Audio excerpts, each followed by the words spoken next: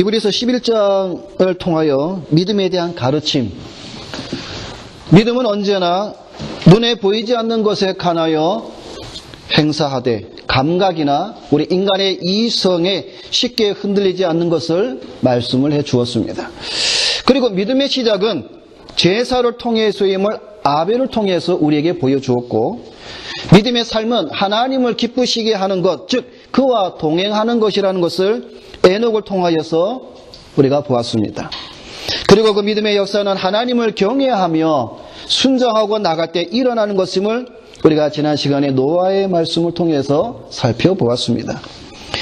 이 일이 통하여 하나님께서는 영원히 믿음으로 말미암아 의의 상속자가 되었음을 선포하는 것, 또 그것을 받은 우리가 얼마나 하나님으로부터 큰 은혜와 축복을 받은 자임을 성경은 우리에게 증거해 주고 있음을 또한 살펴보았습니다. 지난 시간까지 우리는 홍수 이전의 사람 아벨, 에녹, 노아를 보았습니다. 이제는 홍수 이후의 믿음의 사람들을 살피며 함께 은혜를 나누고자 합니다. 오늘 먼저 본문 말씀을 통해서 보면은 아브라함을 말씀하고 있습니다. 그래서 오늘 본문 8절에 보게 되면 믿음으로 아브라함은 이렇게 시작하고 있습니다. 아마 여러분 우리가 교회를 다니다 보면 예수 그리스도 외에 그 다음으로 많이 듣는 사람이 아마 이 아브라함일 것입니다. 이 아브라함도 역시 앞서 살펴본 아벨, 에녹, 노아와 같이 믿음으로라는 말로 소개되고 있습니다. 여러분, 믿음으로라는 말이 중요하다고 말씀을 드렸습니다. 그 의미가 무엇이었죠? 믿음으로라는 말은 하나님의 계시를 받아 그대로 순종하는 것, 그것을 믿음으로라고 표현하고 있다고 말씀을 드렸습니다. 그래서 아브라함도 마찬가지로 하나님의 계시를 받아 그대로 순종하였다라는 것입니다. 그래서 믿음으로 아브라함은 오늘 본문 8절도 시작하고 있는 것입니다. 아브라함에 관해서는 드린 말씀이 참 많이 있습니다. 여러분도 잘 알다시피 아브라함의 순종, 아브라함의 믿음, 또 아브라함의 언약, 아브라함의 의 등등 수많은 많은 것들이 드릴 말씀들이 있지만 오늘 이 시간은 오늘 본문 히브리서에 나오는 이 말씀을 중점으로 몇 가지 말씀을 드리고자 합니다. 먼저는 하나님의 부르심입니다. 오늘 8절에 믿음으로 아브라함은 부르심을 받았을 때에 라고 말씀하고 있습니다. 하나님의 부르심을 아브라함은 받았습니다. 아브라함이 하나님의 부르심을 받았다는 사실이 중요합니다.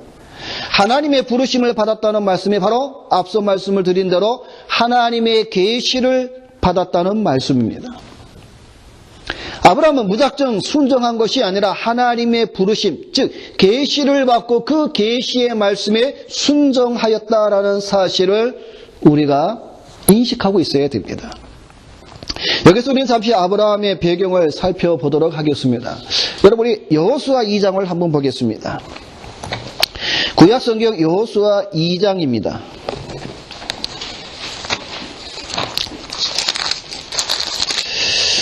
자, 여호수아 2장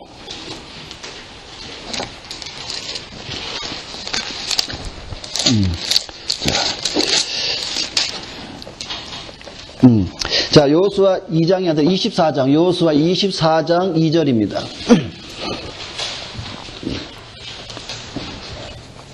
자, 여호수아 24장 2절을 우리 다 같이 읽습니다.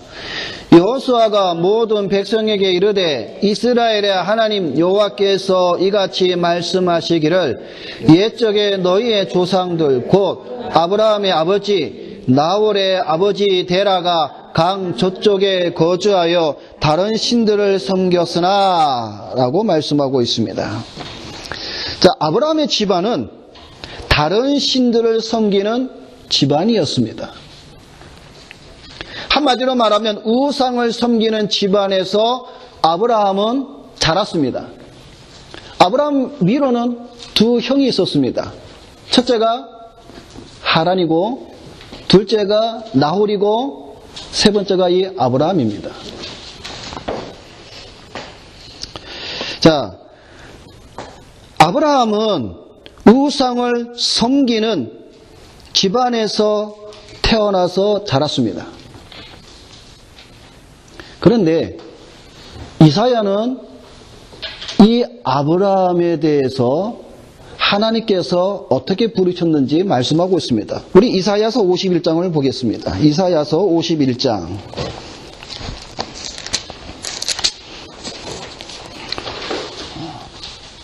아까 제가 서두에 말씀을 드린 것처럼 오늘 이 아브라함에 대해서는 우리가 믿음의 조상, 언약의 수많은 말씀들이 있지만 이 아브라함의 오늘 히브리서에 있는 말씀을 중점적으로 드리기 때문에 오늘 여러분 우리가 좀 더 이렇게 성경을 찾아보고자 하는 것입니다. 자, 이사야 51장 2절을 우리 다 같이 봅니다. 너희의 조상 아브라함과 너희를 낳은 사라를 생각하여 보라. 아브라함이 혼자 있을 때 내가 그를 부르고 그에게 복을 주어 창성하게 하였느니라. 아멘. 자, 이사야는 뭐라고 말씀하고 있습니까? 아브라함이 혼자 있을 때 내가 그를 불렀다라고 말씀하고 있습니다. 자, 여러분 잘 기억하시기를 바랍니다. 자, 그리고 우리가 한 군데만 더 찾아볼까요? 사도행전 7장입니다.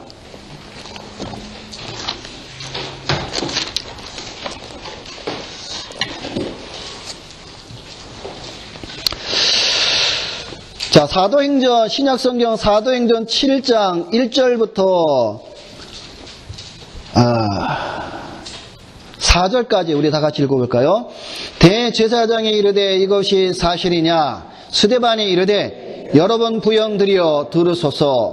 우리 조상 아브라함이 하란에 있기 전 메소포타미아에 있을 때에 영광의 하나님이 그에게 보여 이르시되 내 고향과 친척을 떠나 내가 내게 보일 땅으로 가라 하시니 아브라함이 갈대아 사람의 땅을 떠나 하란에 거하다가 그의 아버지가 죽음에 하나님이 그를 거기서 너희 지금 사는 이 땅으로 옮기셨느니라. 아멘. 자, 여러분 정리하면 이렇습니다. 아브라함은 메소포타미아 지역에 있는 땅에서 우상을 섬기는 집안의 셋째 아들로 태어났습니다. 그런데 어느 날 하나님께서 아브라함이 혼자 있을 때에 그를 부르셨습니다. 그리고 말씀하기를 내 고향과 친척을 떠나 내가 내게 보일 땅으로 가라 하시는 말씀을 듣고 아브라함은 길을 떠났다라는 것입니다. 그래서 여러분이 잘 아는 창세기 12장에 이렇게 말씀하고 있는 것이죠. 여호와께서 아브라함에게 이르시되 너는 너의 고향과 친척과 아버지의 집을 떠나 내가 내게 보여줄 땅으로 가라. 내가 너로 큰 민족을 이루고 내게 복을 지어 내 이름을 창대하게 하리니 너는 복이 될지라. 이에 아브라함이 여호와의 말씀을 따라갔고 롯도 그와 함께 갔으며 아브라함이 하란을 떠날 때에 75세였더라 말씀하고 있는 것입니다. 이것이 창세기 12장 1절부터 4절까지 있는 말씀입니다. 아브라함은 자기 스스로 길을 떠난 것이 아니라 하나님의 부르심이 있었다는 사실을 말씀해주고 있는 것입니다. 그러면 여기서 우리가 한 가지 질문이 있습니다. 그죠?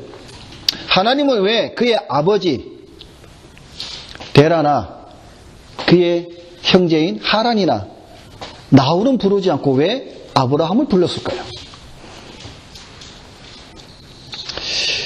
이 부분에 대해서 우리의 위대한 총교도 신학자인 윌리엄 퍼킨스는 이렇게 설명을 해주고 있습니다. 하나님께서 어찌 그의 아버지와 친척은 부르시지 않으셨는가? 그 이유는 오직 하나밖에 없다. 하나님께서 하시고자 하시는 자를 긍휼히 여기신다는 사실이 그것이다. 그는 이삭은 부르시고 이스마엘은 버리셨고 야곱은 사랑하고 에서는 미워하셨고 아벨은 받으시고 가인은 버리셨다. 이런 모든 것들이 오직 하나님께서 그렇게 하고자 하셨기 때문에 우리는 그 이외에는 어떠한 것도 알지 못한다라고 가르쳐주고 있습니다. 그러니까 우리가 아브라함만 왜 부르셨는가에 대해서는 오직 하나님이 그렇게 하셨다라는 사실입니다. 우리는 여기서 또 한 가지 볼 것은 아브라함이 부르심을 받기 전과 받은 후의 모습이 오늘 우리들의 모습과 한번 비교해 보아야 된다는 사실입니다. 이게 무슨 말인가 하면 이 상태에 대해서 아더 핑크 목사님은 이렇게 설명을 합니다. 아브라함은 돼지가 먹는 지엽 열매로 배를 채우는 사람이었다. 다시 말해서 아브라함은 부르심을 받기 전에는 아브라함은 돼지들이 먹는 그 지엽 열매로 먹고 사는 자였다라는 것이죠. 다시 말해서 내세에 대한 생각을 하지도 않은 자였다라는 것입니다. 하나님의 모든 선택받은 사람도 하나님의 부르심을 잊기 전에는 자기의 생각과 자기의 뜻에 미쳐서 멸망의 길을 부지런히 걸어가는 상태, 땅에서 돼지 지엽 열매를 먹고 사는 존재다라는 것을 말하고 있는 것입니다. 우리는 아브라함의 부르심에 대해서 눈여겨보아야 됩니다. 이와 더불어 우리가 중요하게 보아야 될 것은 바로 오늘날 여러분을 부르시는 그 부르심에 대하여서 살피는 것이 중요하다라는 것입니다. 하나님은 계시로 아브라함을 부르사 그를 인도하였습니다. 오늘 이 자리에 앉은 여러분들에게 묻습니다. 여러분들은 이 자리에 어떻게 해서 앉아 있게 되었느냐라는 것입니다. 하나님의 부르심을 받아 이 자리에 앉아 있게 되었느냐, 아니면 다른 사람에 의하여서 이 자리에 앉아 있는 존재냐라는 것이죠. 부모님의 손에 이끌려서, 엄마 아빠의 손에 이끌려서 다니다 보니 이 자리에 앉게 되었다. 또는 친구의 손에 이끌려서 이 자리에 앉게 되었다라고 말할 수도 있습니다. 이 자리에 계신 우리 부모님들, 우리 장년부들도 마찬가지겠지만, 먼저 우리 청년들, 그리고 우리 학생들에게 이 부분에 대해서 좀 더 강조하고 싶은 점이 바로 이것입니다. 여러분의 부모님들이 교회의 목사요, 사모요, 또는 장로요, 권사요, 집사요 이런 직분이다 보니까 손에 이끌려서 교회에 나오게 되었고, 그저 이 자리에 앉아있는 그러한 여러분 자신이 되어서는 안 된다라는 것입니다. 하나님의 부르심을 받은 확증과 증거가 우리 여러 청년과 우리 학생들에게도 있어야 된다는 것입니다. 왜냐하면 자기 자신이 하나님의 부르심을 받았는지 받지 않았는지에는 상관없이 교회에 나와 앉아있는 자들이 수없이 많다라는 것이죠. 하나님의 부르심을 받지 않고도 자리에 앉아있는 사람이 많다라는 것입니다. 하나님으로부터 부르심, 다시 말해서 콜링을 받았냐라는 것이죠.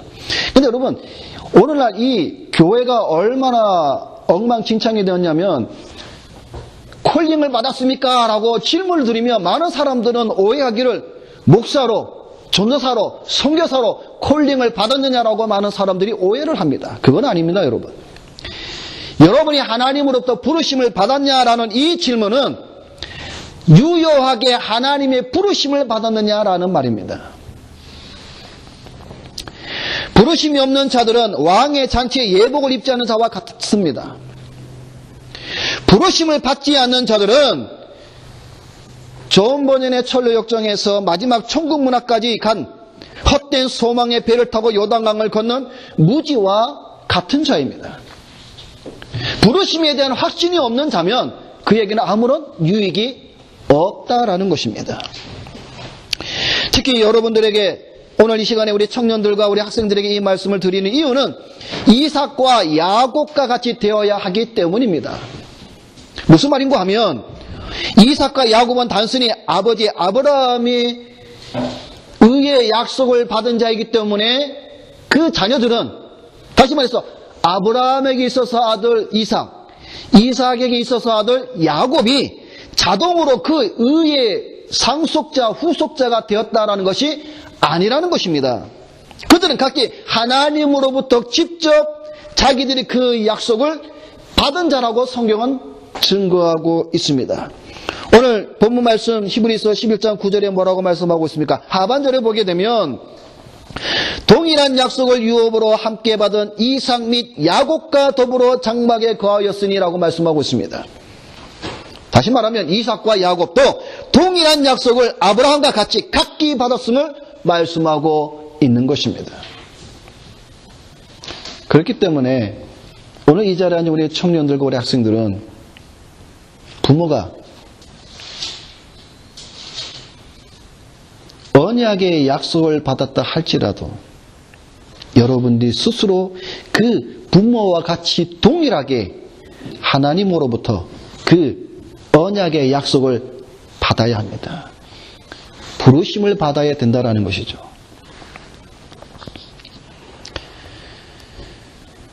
우리가 구원의 소정을 말할 때 제일 먼저 시작하는 부분이 부르심이었습니다. 그죠? 우리 한번 기억을 되살려서 한번 볼까요? 구원의 소정 처음이 뭡니까? 소명이죠. 그 다음에 뭡니까? 중생이죠. 그 다음에 뭡니까? 회개하고, 그 다음에 믿음이고, 그 다음에 칭의고, 그 다음에 양자고, 그 다음에 성화요, 그 다음에 견인이요, 그 다음에 마지막으로 영화입니다. 이게 구원의 소정입니다. 우리가 구원을 받는 순서입니다. 이런 구원의 소정에서 제일 처음이 바로 이 부르심이라는 사실입니다.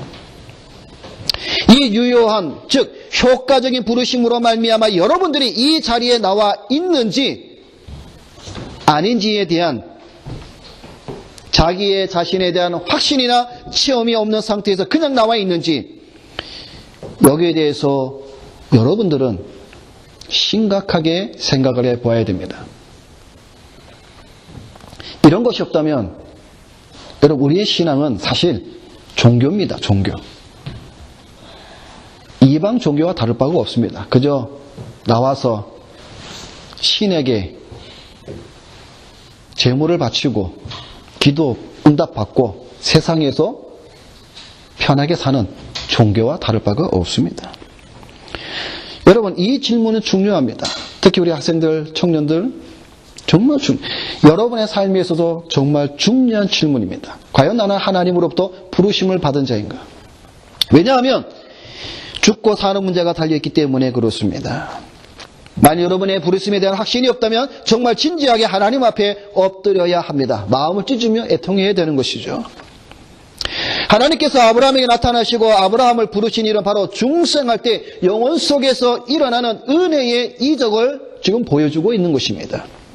이 중생의 증거가 참된 회심 속에서 나타난다는 것이죠. 내면적이고 외면적인 옛사람을 완전히 청산하는 것이야말로 그가 부르심을 받고 거듭났다는 것을 증거하고 있다는 사실입니다. 그래서 우리는 오늘 이 본문 말씀을 통해서 첫 번째로 하나님의 부르심을 받은 그 아브라함이 오늘 여러분도 하나님께서 부르고 계시는가, 또한 부르심을 받았는가, 우리는 여러분 스스로에게 질문을 던지고 거기에 대한 확증을 가져야 된다는 사실입니다. 그러면 계속해서 부르심을 받고 중생한 그 증거가 무엇인가를 이 아브라함을 통해서 우리가 한번 좀 더 살펴보고자 합니다. 두 번째는 그것이 바로 장막에 거하였다라고 말하는 이 말 속에서 우리가 찾아볼 수가 있습니다. 여러분 9절 말씀에 믿음으로 그가 이방의 땅에 있는 것 같이 약속의 땅에 거류하여 동일한 약속을 유업으로 함께 받은 이삭 및 야곱과 더불어 장막에 거하였으니 라고 말씀하고 있습니다. 자, 약속의 땅에 거류하다, 즉 나그네처럼 기거하는 것을 의미하고 있죠. 아브라함은 가나안 땅에서, 즉 약속의 땅에서 나그네처럼 살았습니다. 아브라함과 동일한 약속을 받은 이삭과 야곱도 가나안 땅에서 나그네와 같은 순례자와 같은 삶을 살았습니다. 나그네 생활을 하였다는 사실을 나타내는 표현으로 오늘 본문에 장막에 거하였다라고 말씀하고 있는 것입니다. 부르심을 받고 중생한 그 증거로 아브라함은 장막에 거하였습니다. 자, 여러분, 우리 인간은요, 배부르고 등이 따뜻하면 은혜를 잊어버립니다. 그게 우리 타락한 인간의 본성입니다. 또한 손에 가진 것이 있으면 그 가진 것으로 세상에서 만족을 누리며 살고자 하는 마음이 우리 인간의 속성입니다. 무엇을 먹고 마시고 입을까? 그게 우리 인간의 타락한 본성입니다. 우리가 지난주에 봤던 노아의 말씀 속에 경고의 말씀을 우리가 들었습니다. 무슨 말씀을 들었죠? 노아의 때와 같이 인자의 힘함도 그러하리라. 홍수전에 노아가 방주에 들어가던 날까지 사람들이 먹고 마시고 장가들고 시집가고 있으면서 홍수가 나서 그들을 다 멸하기까지 깨닫지 못하였으니 인자의 임함도 이와 같으리라 말씀하고 있었습니다. 홍수가 나서 멸하기까지 사람들은 깨닫지 못하였습니다. 이것은 아주 무서운 말씀이었다고 그랬죠. 왜요? 사람들이 얼마나 세상의 쾌락에 젖었으면 지금 멸망을 받는 그 순간임에도 깨닫지 못하였다라고 성경은 증거하고 있습니다. 이게 뭘 말하냐면 계속해서 보게 되면 아브라함은 이 땅에 살면서 약속의 땅에서 장막에 거하였다라는 것이죠. 여러분, 장막이 뭡니까? 우리 학생들. 장막이라는 말. 쉽게 말하면 텐트예요, 텐트. 아주 보잘것없는 그런 안식처입니다. 아마 우리 학생들 지난번에 여행 가봐서 알겠지만 텐트가 사실 불편한 게 많죠. 바람이 불고 비가 오고 그러면 참 불편합니다. 잠자리도 편하지 않습니다. 바람이 많이 불면 날아갈 것 같고, 그게 이 장막, 텐트입니다. 아브라함은 약속의 땅에서 이 텐트에 거하였습니다. 그런데 여러분, 아브라함이 가난하였습니까? 아브라함은 궁핍하지 않았습니다. 그는 가진 것이 많은 자입니다. 그래서 창세기 13장 2절에 보면 아브라함의 가축과 은과 금이 풍부하였다라 말씀하고 있습니다. 아브라함은 부자였습니다. 아브라함은 가진 것이 풍부하였고 소유한 것이 많았지만 그는 장막에 거하였습니다. 다시 말해 성을 쌓거나 튼튼한 집을 짓고 살지 않았다라는 것입니다. 왜요? 그는 나그네의 삶이 뭔지를 알았던 자입니다. 다시 말해서 먹고 마시고 장가고 시집고 세상의 쾌락에 젖어서 사는 자가 아니라는 겁니다. 아브라함이 장막에 거하였다는 것을 아도핑크 목사님도 이렇게 말씀하고 있습니다. 아브라함이 장막에 거하였던 것은 그의 마음의 성향을 나타내는 것입니다. 믿음의 삶은 영적이고 영원한 것들에 관심을 두는 삶입니다. 그러므로 믿음의 삶에 속한 열매 중에 하나는 땅에서 얻는 분깃이 적음에도 만족하게 여기는 것입니다. 왜냐하면 아브라함은 하늘에 있는 많은 것을 기대했기 때문이다라고 설명하고 있습니다. 장막에 살면 결코 평탄하지 않습니다. 불편한 게 많습니다. 그러나 이 장막의 삶이야말로 나그네로 순례자의 삶을 바로 보여주고 있다는 것이죠. 만일 아브라함이 나그네로 순례로 살아간다고 하면서 성을 짓고 울타리를 만들고 살았다면 그는 나그네와 순례자의 모습이 아니라는 것입니다. 이것은 오늘날 우리에게도, 우리 신자들에게도 동일하게 적용이 됩니다. 성경은 크리스찬을 가리켜서 뭐라고 말씀하고 있습니까? 너희는 나그네라. 여러분, 우리는 나그네입니다. 그렇게 성경은 우리에게 가르쳐주고 있습니다. 다시 말해서 믿음을 가진 우리는 나그네요 순례자입니다. 우리가 사는 이 세상은 우리의 영원한 안식처가 아니라 잠시 지나가는 정거장입니다. 그런데 이 세상이 영원한 안식처인 양 이곳에서 성을 쌓고 울타리를 치고 사는 신자들이 얼마나 많이 있습니까? 입술로는 나는 나그네요, 나는 순례자요.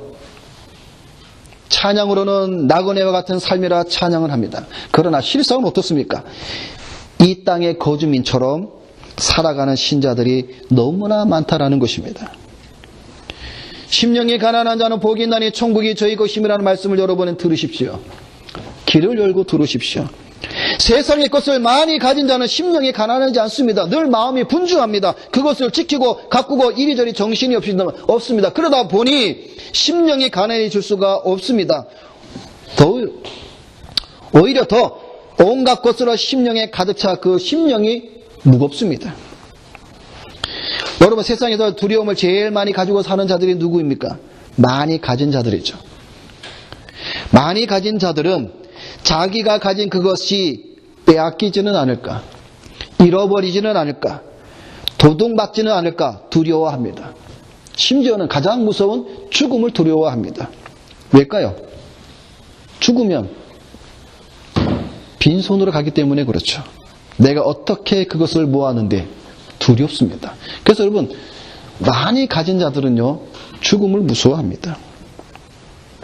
여러분, 부르심을 받고 중생한 자들은 이 땅에서 나그네로 순례자로 장막에 거하며 살아갑니다. 그러면 장막에 거한다는 것은 무엇을 말하고 있는 겁니까? 이 땅에 소망을 두고 살아가는 자가 아니라는 것을 말씀하고 있는 것입니다. 아브라함이 가진 소유가 풍부했지만 그는 그것으로 자신의 성을 쌓아서 이 땅에서 거주민처럼 살아가지 않았다라는 것입니다. 이것이 부르심을 받은 증거, 중생한 자의 증거, 다시 말해서 하나님 앞에 부르심을 받아 나가는 자의 이 땅에서의 삶이라는 것입니다. 세 번째로 부르심을 받고 중생한 그 증거로 아브라함은 뭐라고 말씀해 주고 있는가 보면은 하늘의 성을 바라보았다라고 말씀하고 있습니다. 10절에 보게 되면 이는 그가 하나님이 계획하시고 지으실 터가 있는 성을 바랐음이라 라고 말씀하고 있습니다.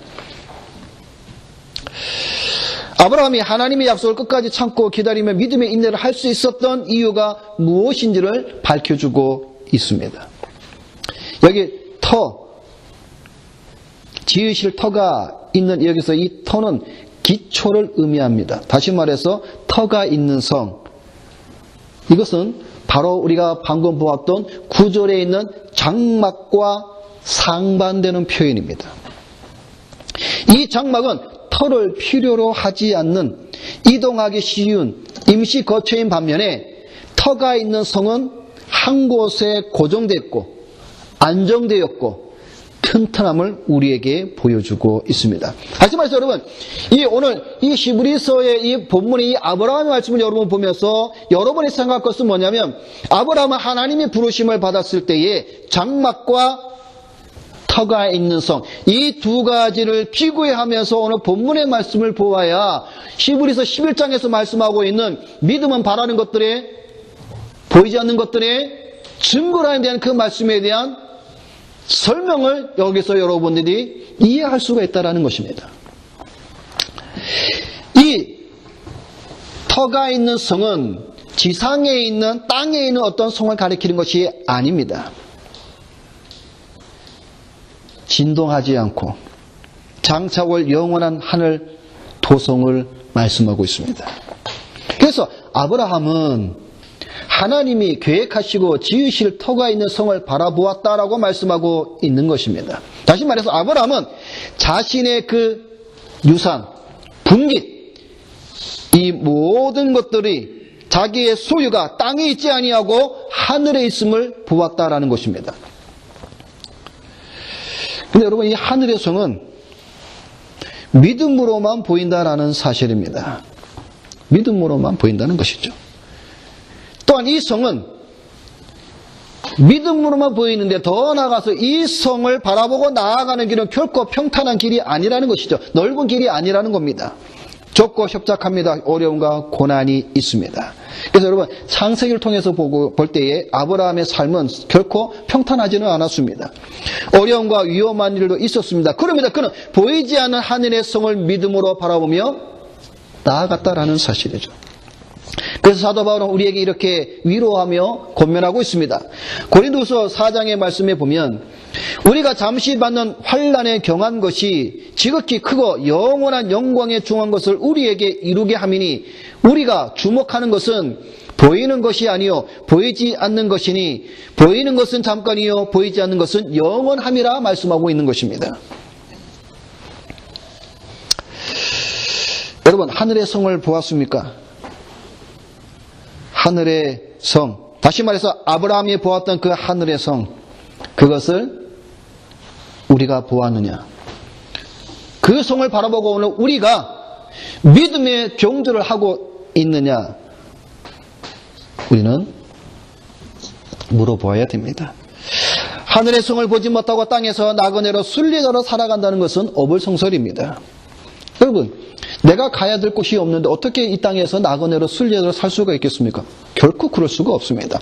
눈에 보이지 않고 그것을 보지 못했기 때문에 이 세상이 뭐예요? 나의 영원한 안식처요 거주미로 살아가는 것이 오늘날 우리의 현실이죠. 세상 사람들은 이 땅에 자기의 영원한 식처라고 믿고 있기에 얼마나 많이 투자하고 있습니까? 근데 여러분, 아브라함은 투자하지 않았습니다.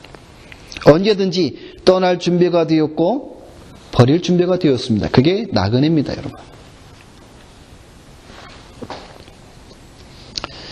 한 사람을 더 소개하고 있죠. 11절에 보면은 아브라함의 아내 사라도 증거하고 있습니다. 근데 이 사라도 믿음으로 나갔다라고 오늘 본문은 말씀하고 있습니다. 그래서 11절에 믿음으로 사라 자신도 나이가 많아 단산하였으나 믿음으로 살아도 동일하게 증거해주고 있습니다. 여러분, 오늘 주보에도 제가 이 17세기의 청교도 목사인 토마스 멘톤이라는 분이 이 사라에 대해서 쓴 글에 대해서 제가 적어 놓았는데 한번 보겠습니다. 뭐라고 말씀해 주고 있냐면, 남편과 아내가 믿음의 동력자라서 같은 멍에를 메고 한 길을 간다는 것은 얼마나 복된 일인가. 아브라함은 믿는 자들의 아버지요, 사라는 같은 믿음의 약속과 동일한 고통과 시련을 함께 나누는 신자들에게 추천된다. 사가랴냐 엘리사벳에 대하여도 그렇게 말할 수 있다. 이 두 사람이 하나님 앞에 의인이니 주의 모든 계명과 규례대로 흠이 없이 행하더라. 항상 같이 있는 삶의 반려자가 같은 믿음을 가진 동료일 때 큰 힘을 얻는다. 이 점은 아내를 선택하는 문제에 있어서 방향을 제시해 줄 것이다. 신앙 문제에 있어서 반대 방향으로 가는 여자는 마땅한 보필이 될 수 없다. 짝을 이루는 일에 있어서 무분별한 것처럼 가정 내의 신앙을 부패시키는 일은 없다. 그러니까 이 청교도 목사님이 토마스 멘튼이 이 11절에 이 믿음으로 사라에 대한 이 말씀을 하면서 이 부분을 이렇게 설명하고 있습니다. 우리 청년들, 우리 형제자매 여러분, 믿음으로 아내와 남편을 여러분 반려자로 맞아야 돼요. 이게 참으로 귀한 일입니다. 눈에 보기에 이쁘고 좋고 여러분 그거 한순간입니다. 믿음의 반려자, 믿음으로 사라처럼, 믿음으로 아브라함처럼 이런 반려자가 우리 여러분들에게 중요합니다.